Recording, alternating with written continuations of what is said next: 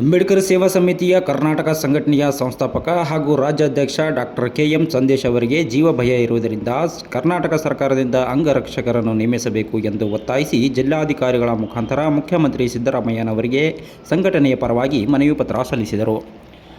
ಕೋಲಾರ ಜಿಲ್ಲೆಯ ಸಾಮಾಜಿಕ ಕಾರ್ಯಕರ್ತ ಅಂಬೇಡ್ಕರ್ ಸೇವಾ ಸಮಿತಿಯ ಕರ್ನಾಟಕ ಸಂಘಟನೆಯ ಸಂಸ್ಥಾಪಕ ಹಾಗೂ ರಾಜ್ಯಾಧ್ಯಕ್ಷ ಡಾಕ್ಟರ್ ಕೆ.ಎಂ. ಸಂದೇಶ್ ಅವರು ರಾಜ್ಯ ಮಟ್ಟದಲ್ಲಿ ಹೋರಾಟ ಮಾಡಿದ್ದು, ಇವರು ಒಟ್ಟು 5,068 ಎಕರೆ ಜಮೀನು ಸರ್ಕಾರಕ್ಕೆ ಉಳಿಸಿಕೊಟ್ಟಿದ್ದು ಮತ್ತು 400 ಯಶಸ್ವಿ ಹೋರಾಟಗಳ ಮೂಲಕ ಸಾವಿರಾರು ಹೆಣ್ಣು ಮಕ್ಕಳಿಗೆ ನ್ಯಾಯ ಒದಗಿಸಿಕೊಟ್ಟಿರುವುದಲ್ಲದೆ ಅನೇಕ ಸಾಮಾಜಿಕ ಹೋರಾಟಗಳನ್ನು ಮಾಡಿ ಸಾಮಾಜಿಕ ನ್ಯಾಯ ಒದಗಿಸಿದ್ದನ್ನು ಕೆಲವರು ಸಹಿಸಲಾರದೆ ಜೀವ ಬೆದರಿಕೆ ಹಾಕಿ ಹೋರಾಟಗಾರರನ್ನು ಹತ್ತಿಕ್ಕುವ ಕೆಲಸ ಮಾಡುತ್ತಿದ್ದು, ಹೋರಾಟಗಾರ ಡಾಕ್ಟರ್ ಕೆ.ಎಂ. ಸಂದೇಶ್ ಅವರಿಗೆ ಕರ್ನಾಟಕ ಸರ್ಕಾರದ ವತಿಯಿಂದ ಅಂಗರಕ್ಷಕರನ್ನು ನೇಮಿಸಬೇಕು ಎಂದು ಒತ್ತಾಯಿಸಿ ಅಂಬೇಡ್ಕರ್ ಸೇವಾ ಸಮಿತಿಯ ವತಿಯಿಂದ ಮನವಿ ಪತ್ರ ಸಲ್ಲಿಸಿದರು.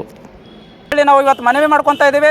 ದಯವಿಟ್ಟು ಆದಷ್ಟು ಬೇಗ ನಮ್ಮ ಡಾಕ್ಟರ್ ಕೆ.ಎಂ. ಸಂದೇಶ್ ಅವರಿಗೆ ಸರ್ಕಾರದ ವತಿಯಿಂದ ಅಂಗರಕ್ಷಕರನ್ನ ನೇಮಕ ಮಾಡಬೇಕಂತ ತಮ್ಮಲ್ಲಿ ವಿನಂತಿ ಇದೆ ಸರ್. ಸರ್, ಇವಾಗ ಅವರು ಸಮಾಜ ಸೇವೆಯಲ್ಲಿ ಅನೇಕ ಹೋರಾಟಗಳನ್ನು ಮಾಡಿ ಯಶಸ್ವಿಯಾಗಿದ್ದಾರೆ. ಅವ್ರು ಕೆಲವೊಂದು ಕೋಮುವಾದಿಗಳು ಅದು ಸಹಿಸಕ್ಕಾಗದೇ ಇರೋ ಕಾರಣಕ್ಕಾಗಿ ಅವ್ರ ಮೇಲೆ ಜೀವ ಬೆದರಿಕೆ ಇರೋದಕ್ಕೋಸ್ಕರ ನಾವು ಈ ಮನವಿ ಮಾಡ್ಕೊತಾ ಇದ್ದೀವಿ ಸರ್.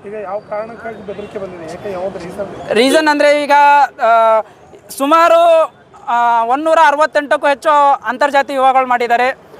ಸುಮಾರು ಬಡವರು ಜಮೀನು ಉಳಿಸ್ಕೊಟ್ಟಿದ್ದಾರೆ ಬಡವರಿಗೆ. ಹಾಗಾಗಿ ಕೆಲವೊಂದು ವ್ಯಕ್ತಿಗಳು ಬಲಡ್ಡೆ ವ್ಯಕ್ತಿಗಳು ಸಹಿಸಕ್ಕಾಗ್ದೇ ಅವರಿಗೆ ಜೀವ ಬೆದರಿಕೆ ಇರೋದರಿಂದ ನಾವು ಈ ಮನವಿ ಮಾಡ್ಕೊಂಡಿದ್ದೀವಿ ಸರ್. ಸರ್, ಯಾರ ಮೇಲೂ ಇಲ್ಲ, ಬಟ್ ಅವ್ರಿಗೆ ಜೀವ ಬೆದರಿಕೆ ಇರೋದಕ್ಕೋಸ್ಕರ ಸರ್. ಯಾಕಂದರೆ ಒಂದು ಹೋರಾಟಗಾರರಿಗೆ ಜೀವ ಬೆದರಿಕೆ, ಅಲ್ಲಿ ಅವ್ರ ಮನೆ ಸುತ್ತ ಅನಾವಶ್ಯಕವಾಗಿ ಓಡಾಡೋದು, ಅವ್ರಿಗೆ ಹಿಂಬಾಲನೆ ಮಾಡೋದು ಮತ್ತು ಅವ್ರಿಗೆ ಜೀವ ಬೆದರಿಕೆ ಕರೆಗಳು ಬರುವಂಥ ಕೆಲಸಗಳು ಆಗ್ತಾಯಿದೆ.